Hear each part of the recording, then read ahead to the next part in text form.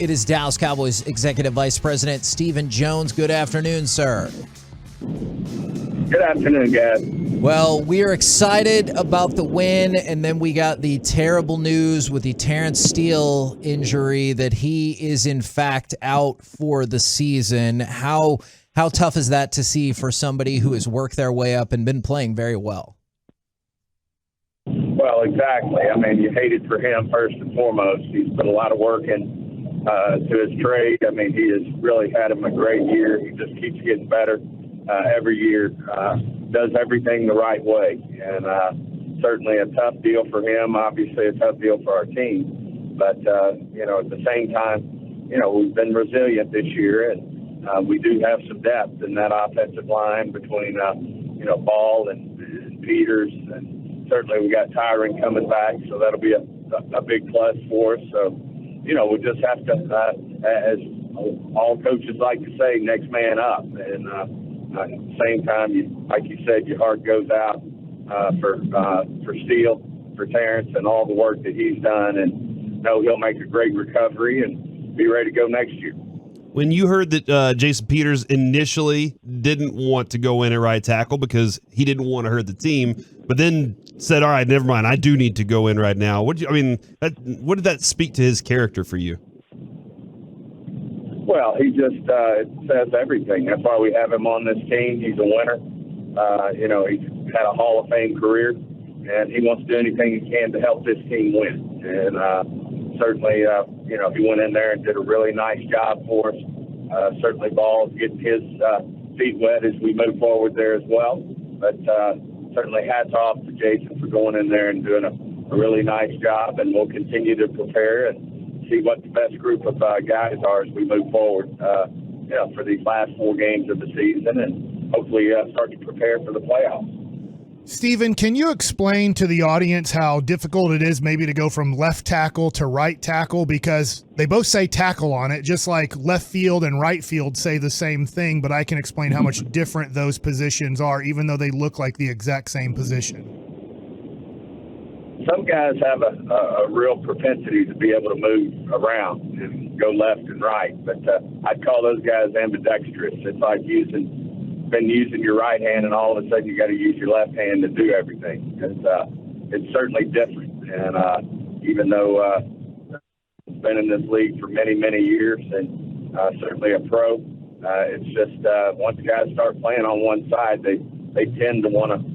They're comfortable there, and they tend to want to stay there. So it's certainly a challenge, but certainly guys do it and are able to pull it off, but it's certainly not easy. At 10-3, y'all have now notched double-digit wins in consecutive seasons for the first time since 95 and 96. Do you take any pleasure out of that, or are you like, that's not really what we're trying to do this season? It's not, and we certainly it's great to have get 10 wins. It's a compliment to what our staff has done, what our players have done. Certainly, a nice bar to hit.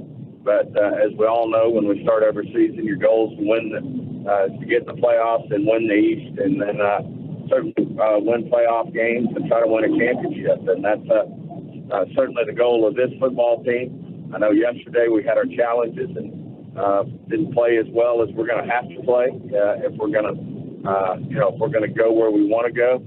But at the same time, I thought the last stand the defense made to get the offense the ball back and the offense to go 98 yards was to me a big check mark in terms of character and sticking with it and doing what you have to do to win a football game. But certainly when we go in there and look at this game, which we are, and see what we have to do better, there's going to be a lot of things we can be better. And we know that, but it is good to get the win. Anytime you win a game in the NFL, it's a big deal. They pay their guys too.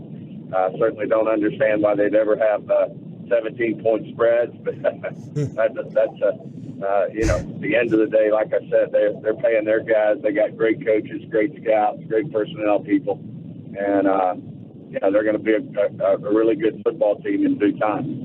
When Trevon Diggs was out for a few moments in that game, was there a little bit of concern for what your cornerback situation was going to look like there?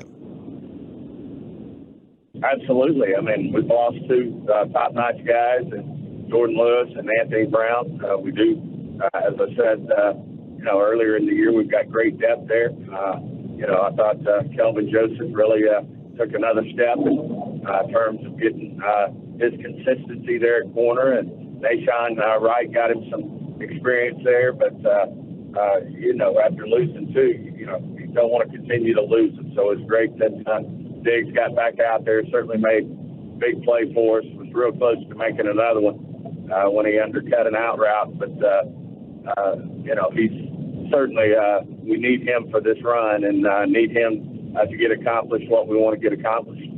Well, and I'm glad you brought up Kelvin Joseph there. I was going to go to that place next because last week, obviously, Jerry told us, this time for him to become a man. And is he there or still progressing towards that right now? Well, he's getting his first, big doses of it. I think, one of the most encouraging things is he's become one of our top special teams players while he's had to, bide his time behind Anthony Brown and Diggs. But, the fact that he's, is consistently week in and week out one of our best special teams players, if he applies that same focus and consistency to being a great corner, a lot of people, in this organization believe he may be one of the most talented corners we have. He's got all the skills, all the tools. He's long. He can make plays on the ball. He showed it in college. He's just got to go out there and be consistent. He obviously made a great play yesterday to stop a drive, and we'll expect him to continue to get better. And that probably kind of answers this question, but you talked a lot about his physical skills. Are y'all confident he has the mental makeup and mentality to excel at that position as well? Absolutely. I mean, like I said, he's shown it on special teams and, being consistent week in and week out, one of our best guys along with CJ. And if he'll apply that same focus to being a great corner, I think good things will happen. I know a lot of conversation happens about culture with the Cowboys and everything like that. I was reading an article in the Dallas Morning News about Anthony Barr in his role on the Cowboys versus the rest of his career. And he was like, I'm really buying all in. I had to put my ego to the side and do what was best for the team. Do you feel like that selfless mentality is big in this locker room? Absolutely. I think we got a great group of men playing the game for us, led by, I think, a really top-notch coaching staff that instills that in them. And certainly we've got the leadership at the very top, in terms of the players, Dak and Zach and, that group of men over there, DeMarcus Lawrence, all of them leading the way in terms of, really setting the tone for what, our players need to be about. It's about winning ball games, and there'll be games when some guys have bigger games than others. But, I think you look at Zeke and you look at Tony Pollard, and, to me, they're the perfect example of what this team's all about. They're root for one another. They're very comfortable in sharing that load. They're a great 1-2 punch and a big part of why we're winning football games right now. Steven, there were some moments yesterday that Dak looked kind of uncomfortable, and I can't really figure out or put my finger on what it was. I mean, that first drive was really, really good. That last drive, that last 2 minutes was really, really, I said fun. Kevin said terrifying, but it's a lot of fun. But there were some moments in the game where he didn't look like he wanted to pull the trigger on some throws. Was it because Houston was throwing some things at him that he wasn't prepared for, or what was the feeling there? Well, I think obviously you start with Dak and you start with Kellen and Mike, and in terms of what their thoughts are on that, we're obviously going to go through the tape and look at it. But hats off to the Texans. They, everybody comes up with great game plans. Lovie Smith's one of the better coaches in the NFL in terms of his track record.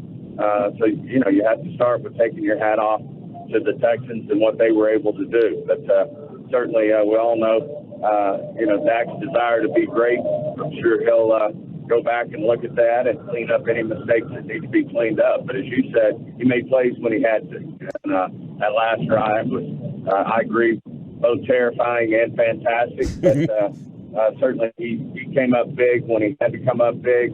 And I know there's no one going to, put the work into it, the time into it, certainly his passion for the game to be the best quarterback that he can be and ultimately be the quarterback we need to go win a championship.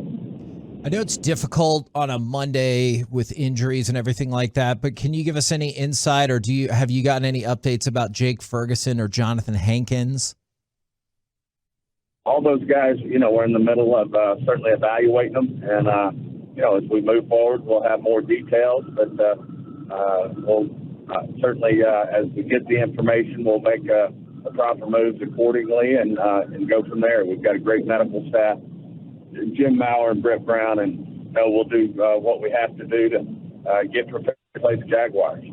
On a bigger scope, again, reading some stuff about the upgrades and renovations y'all are planning at AT&T Stadium. I was hoping you can kind of give us some insight into what kind of stuff that is. Well, believe it or not, it doesn't feel like it when you walk in there. We've been in that stadium now. We're in our 14th season, and to me and most people, it feels brand new. But certainly there's some areas. You're starting with our big scoreboard, we're so proud of it. But it's over time, you get to where you can't find parts for equipment, and it's time to upgrade that scoreboard, which I think our fans are love. Audio, video in general around the stadium, needs upgrading, as we all know, just from our own homes. That changes constantly, and then in general, just freshening up all of our suites, our club areas, things of that nature. It be something that for the most part all fans will benefit from, and certainly we'll take the next step to have AT&T being hopefully one of the best stadiums in the world for the next 14, 15 years. Are you suggesting that the board's going to go higher and that punters will never be able to hit it? Is that what you're saying there, Stephen? No, not necessarily. It's kind of at a good height for our fans, and that's what's the most important. And the video hasn't been hit much, but certainly understand that part of it. But it is at a level that's optimal for our fan base, and I think it'll continue to be that way, and hopefully even better as we move forward. All right. Awesome stuff. Appreciate it. As always, good sir. No matter how heart-stopping, congratulations on the victory. Thanks a lot, guys. Always great being on with you. Have a great week.